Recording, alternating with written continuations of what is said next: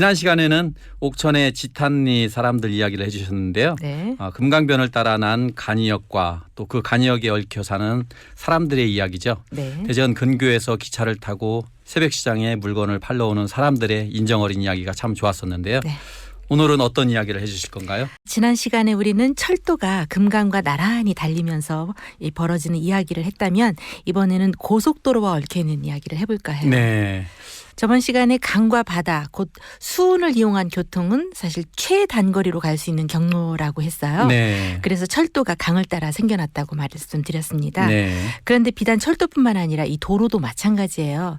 이 발원지에서 출발한 금강이 대전 세종까지 이 북으로 흘러가거든요. 네. 또 세종에서 서쪽으로 꺾여서 공주로 향해 가는데요. 네. 사실 대전 통영고속도로가 장수에서 금강을 따라 이렇게 올라오고 있는 거예요. 네. 또 경부고속도로는 낙동강수계와 금강수계를 구분하는 추풍령을 지나면서 영동, 옥천, 대전, 세종까지 이 금강을 따라서 경부고속도로가 지나갑니다. 네. 또 금강의 최대 지류하천인 미호천, 저는 금강의 마다들이라는 표현을 쓰는데요. 네. 이 미호천도 역시 중부고속도로 이 세종 천안을 올라가면서 이 따라 올라간다고 볼 수 있죠. 네. 특히 금강과 만나는 대전 통영고속도로 구간 가운데에 네. 유난히 금강을 건너는 다리가 많은 곳이 있는데요. 네. 무주의 용포교, 잠두 1교, 잠두 2교가 1km 간격으로 아주 촘촘하게 금강을 건너고 또 건너고 있습니다. 또 한 군데가 경부고속도로의 옥천 구간이에요. 네. 금강 1교, 금강 2교, 옥천 터널교 등 이곳도 아주 촘촘하게 금강을 건너고 있어요. 아, 네. 바로 우리가 잘 알고 있는 금강 휴게소 구간이에요. 네. 경부고속도로 건설할 때 처음엔 반대가 무척 심했다고 들었습니다. 네. 네. 이 경부고속도로 처음 건설한 현대건설, 즉 박정희 대통령 시절이죠. 이 최초의 건설 비용이 700억이었다고 해요. 그 당시 돈으로. 네. 워낙 비용이 많이 들었기 때문에 정말 반대가 심했다고 해요. 네. 하지만 태국에서 이미 도로 건설 경험이 있었던 정주영 회장은 어. 이 계획을 밀어붙이게 되죠. 그래서 최단 기간에 가장 적은 비용으로 건설한 고속도로가 탄생을 하게 돼요. 네. 당시 도로를 다질 수 있는 롤러가 우리나라에 없었던 시기였대요. 네. 그래서 소가 끌고 가는 롤러를 사용해서 이 땅을 다졌다고 하는데요. 네. 이때 정주영 회장은 일본에서 롤러 기계를 한 대를 수입을 해서 그것을 모방해서 수십 대를 만들어서 건설 현장에서 사용을 했다고 합니다. 네. 이런 식으로 해서 초기에 건설 비용이 700억이었다면 280억만으로도 이 비용을 절감해서 공사를 했다고 해요. 대단하게 지렸는데요. 예. 네. 워낙에 이 당시 대통령이 이 고속도로에 대한 갈구가 굉장히 컸다고 하죠. 네. 전쟁이 나지 않는 한 공사를 해라라고 했을 정도래요. 네. 이 공사 기간을 최단 기간에 맞춰서 기공식을 하느라고 이 땅이 얼어도 녹이느라고 가마니를 깔고 이 불을 질러서 언 땅을 녹였다고도 하고요. 네. 또 기공식 3시간 전에 도색 작업이 끝났다고 하니까 3시간 전에 끝났군요. 네. 이 네. 빨리빨리 정신 정말 대단하지 않습니까? 네. 이렇게 해서 총 428km의 고속도로가 완성이 되는데 이 가운데에서 옥천 구간이 사실 굉장히 어려웠다고 해요. 이 구간의 터널이 이 고속도로 터널 가운데서 가장 긴 1100m 터널이 있었다고 해요. 네. 경부고속도로 전체 구간 중에서 그래서 가장 난 코스라고 합니다. 네. 이 작업 인부들이 이 3교대로 직접 드릴을 돌려서 하루에 2m씩만 뚫어 나가는 식으로 아주 힘들게 공사를 했다고 해요. 폭약으로 발파해서 뚫으면 금방 갈 것 같은데 왜 직접 사람들이 드릴을 돌렸을까요? 글쎄 그 이유는 이 옥천군의 지형이 험준한 산악 지형이 대부분이에요. 네. 변성 퇴적암층이다 해서 부스러지기가 쉬워요. 네. 따라서 터널을 뚫기 위해서 발파를 하게 되면 흙더미가 떨어지는 이런 낙반 사고가 끊이지 않았다고 해요. 네. 토사가 쏟아져서 한 10명 정도가 사상자가 발생하는 아이고. 이 고속도로 건설 현장에서 가장 많은 희생자를 빚은 곳이 바로 이 옥천 금강 구간이라고 합니다. 네. 이 구간에서 하도 공사가 어렵고 늦어지니까요. 그 비용을 아끼려고 애를 쓰던 정주영 회장도 기공식까지 공사가 마무리 안 될 수밖에 없는 거예요. 네. 그래서 회사 이혼을 포기하고 빨리 굳는 시멘트를 수입을 해서 쓸 수밖에 없었다는 그런 일화도 전해지고 있습니다. 네.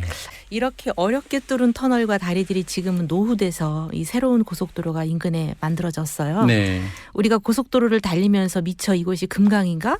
도로인가? 인식을 못하고 지나가죠. 네, 네. 순식간에 지나가죠. 네.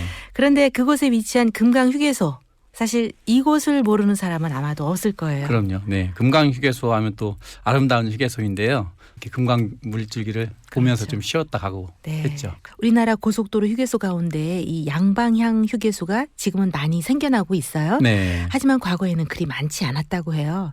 이 상하행선이 동시에 머무는 곳을 말이죠. 네. 이 휴게소는 고속도로 건설 당시에 현장의 직원들이 숙소 부지로 사용을 하다가 네. 1970년 금강 유원지로 다시 건설을 하게 돼요. 네. 그리고 이듬해에 휴게소로 정식 오픈을 합니다. 대한민국 최초의 고속도로가 추풍령 휴게소라고 하는데요. 네. 이곳과 거의 역사를 같이 하는 휴게소라고 할 수 있죠. 그런데 추풍령 휴게소하고 달리 금강 휴게소는 금강을 끼고 있어서 네. 이 휴게소와 연결된 계단을 통해서 이 아래로 내려가게 되면 금강 유원지로 접근이 가능하다는 거예요. 네. 그래서 시민들이 낚시를 하거나 또 여름 스포츠 이런 것들이 가능한 시민 휴식 시설로 재개편되게 되었죠. 네. 물론 금강 IC가 있어서 들어오고 나가기가 용이하기도 하고요. 네, 맞습니다. 그곳 베란다 카페에 앉아서 이렇게 금강변을 내려다보면 수상 스포츠도 볼 수 있고 또 낚시하는 분들도 많으시더군요. 네. 네. 금강 휴게소 아래 금강에 고무보를 설치했어요. 네. 이 보로 인해서 물을 담아서 일정량의 수위를 확보를 하는데요.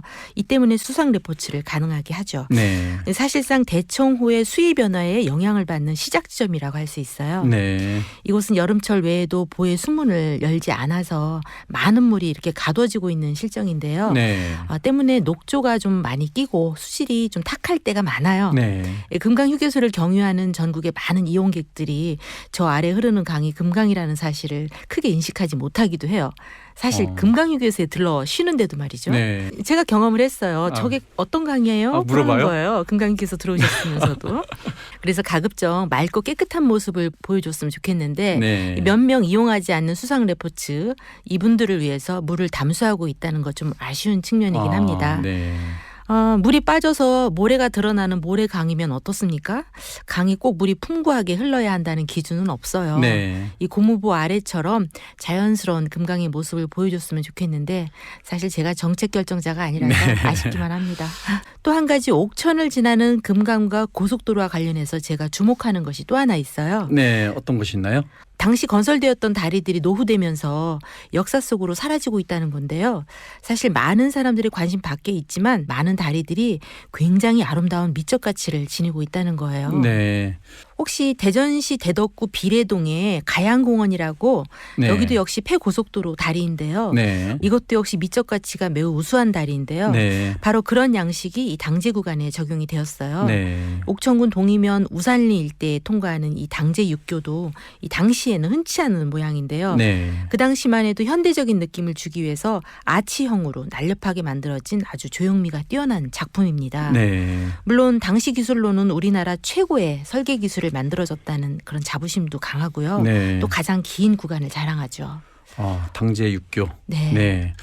그런 다리가 또 사람들 관심 밖으로 밀려나고 있는 상황이죠. 네. 네. 이 도심 안의 건축물들 특히 일제 강점기를 중심으로 한 이 100년 근대문화유산 이 사람들에게 많이 조명받고 있잖아요. 네. 그러나 7, 80년대 지어진 것들 지금으로부터 이제 반백년, 50년이란 말이에요. 그렇죠. 이 반백년의 역사라고 할 수 있는 것들도 역시 격동하는 현대사의 한 단면이지 않습니까? 네. 우리가 많은 희생이 따랐던 현장이 자풀더미 속에서 혹은 폐도로의 한 단면으로 방치되고 있는 것은 정말 안타까운 것 같아요. 네. 아픈 역사도 역사고 또 치유받고 조명받아야 할 과거사 아니겠습니까? 그렇죠. 예, 저는 네. 그런 면에서 금강 지나는 그 옥천 구간의 고속도로가 갖는 스토리가 매우 중요하다고 생각을 합니다. 네. 다음 시간은 옥천의 향수 백리길이라고 잘 아시죠? 그 향수 백리길 가운데 옥천의 금강 흙길이라고 있어요. 네. 이 흙길을 따라서 옛사람들이 강을 어떻게 이용을 했는지 말씀드리도록 할게요. 네. 역시 아주 흥미로운 시간을 약속드릴 수 있을 것 같습니다. 네. 기대됩니다. 네. 네.